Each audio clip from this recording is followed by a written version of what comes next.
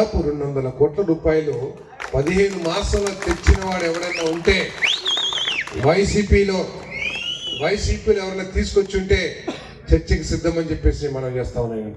వీటన్నిటికీ మించి మానవతావాది,